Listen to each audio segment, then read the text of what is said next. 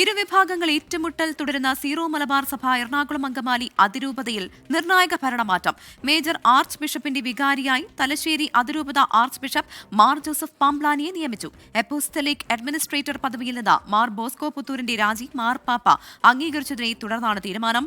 പ്രതിഷേധിച്ച വൈദികരും വിശ്വാസികളും സിനഡ് തീരുമാനത്തെ സ്വാഗതം ചെയ്ത് പള്ളിമണി മുഴക്കി. കുറച്ച് ക്രിമിനൽ ബാക്ക്ഗ്രൗണ്ട് ഉള്ള അച്ഛന്മാരെ കൊണ്ടൊന്ന് കൂരിയ മെമ്പേഴ്സ് ആക്കി വെച്ച് സസ്പെൻഷൻ ഓർഡർ ഇട്ട മാർ ബോസ്കോ പുത്തൂർ രാജിവെച്ചു. അദ്ദേഹത്തിന് രാജി പറഞ്ഞുകൊണ്ടുള്ള സിനഡാനന്തര കുറിപ്പിൽ അദ്ദേഹം 2024 സെപ്റ്റംബറിൽ രാജി സമർപ്പിച്ചതാണ് എന്ന് പറഞ്ഞിട്ടുണ്ട്. പക്ഷേ ആ രാജി മാർപ്പാപ്പ സ്വീകരിച്ചത് നവംബർ മാസത്തിലാണെന്ന് ഞങ്ങൾ മനസ്സിലാക്കുന്നു. എങ്കിൽ നവംബർ മാസത്തിൽ അദ്ദേഹം രാജി മാർപ്പാപ്പ സ്വീകരിച്ച സമയം മുതൽ അദ്ദേഹം ഇറക്കിയ ഒരു തീട്ടൂലവും കാനോനികമായി നിലനിൽക്കുന്നതാണ്. ഈ ബസിലിക്ക ഉൾപ്പെടെയുള്ള സ്ഥലത്ത് അദ്ദേഹം വെച്ചിരിക്കുന്ന അഡ്മിനിസ്ട്രേറ്റർ തരിയൻ ഞാളിയത്തിനൊന്നും ഇനി ഇവിടെ യാതൊരു സ്ഥാനവും ഉണ്ടാകില്ല. ഇന്ന് ബിഷപ്പ് ഹൌസിന് മുന്നിൽ വലിയ പ്രതിഷേധത്തിനാണ് സാക്ഷ്യം വഹിച്ചത്. ബിഷപ്പ് ഹൌസിലേക്ക് ഒരു വിഭാഗം വൈദികരും വിശ്വാസികളും തള്ളിക്കയറാൻ ശ്രമിച്ചത് പോലീസ് തടഞ്ഞത് മണിക്കൂറുകൾ നീണ്ട സംഘർഷത്തിന് ഇടയാക്കി.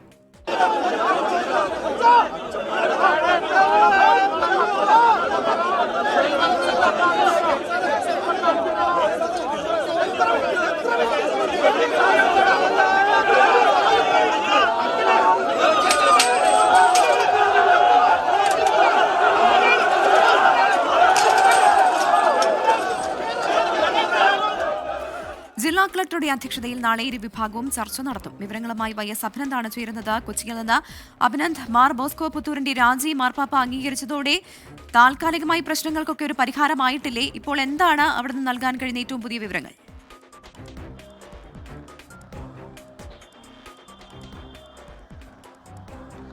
പ്രവിധ എറണാകുളം അങ്കമാലി അതിരൂപത കുർബാന തർക്കത്തിൽ നേരത്തെയും ഒരുപാട് തരത്തിലുള്ള പ്രതിഷേധങ്ങളെ തുടർന്ന് എറണാകുളം അങ്കമാലി അതിരൂപത അപ്പസ്തോലിക് അഡ്മിനിസ്ട്രേറ്റർ മാർ ബോസ്കോ പുത്തൂർ രാജിവെക്കണമെന്ന ആവശ്യം തന്നെയായിരുന്നു ഉയർത്തിയിരുന്നത്. അതിന് പിന്നാലെയാണ് ഇത്തരത്തിലേക്ക് വലിയൊരു പ്രതിഷേധം തന്നെ ഉണ്ടാകുന്ന സാഹചര്യം ഉണ്ടായത്. ഇന്ന് രാവിലെ മുതൽ ആരംഭിച്ച പ്രതിഷേധം ഇപ്പോഴാണ് അവസാനിപ്പിച്ചത്. അതിനകത്ത് മാർ ബോസ്കോ പുത്തൂരിന്റെ രാജി ഔദ്യോഗികമായി മാർപ്പാപ്പ അംഗീകരിച്ചതിന് പിന്നാലെ അൽമായ മുന്നേറ്റവും അതിരൂപത സംരക്ഷണ സമിതി മാധ്യമങ്ങളെ കണ്ടു.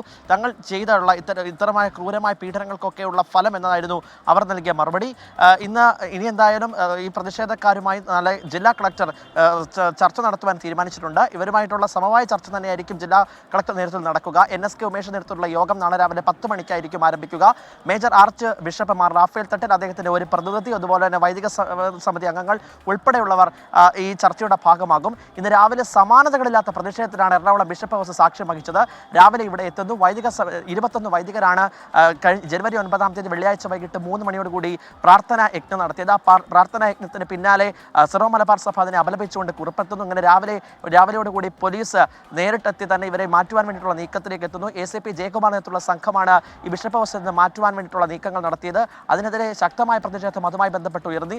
രാവിലെ മുതൽ തന്നെ ഈ പോലീസും ഈ വിശ്വാസികളും തമ്മിലുള്ള ഏറ്റുമുട്ടലുണ്ടായി. ആ വിശ്വാസികളും തമ്മിലുള്ള ഏറ്റുമുട്ടൽ അവസാനം കയ്യാങ്കളിയിലേക്ക് പോകുന്ന സാഹചര്യം പോലും എത്തി. അങ്ങനെയാണ് ഔദ്യോഗികമായി മാർപ്പാപ്പ Ernakulam apostolic administrator Mar Bosco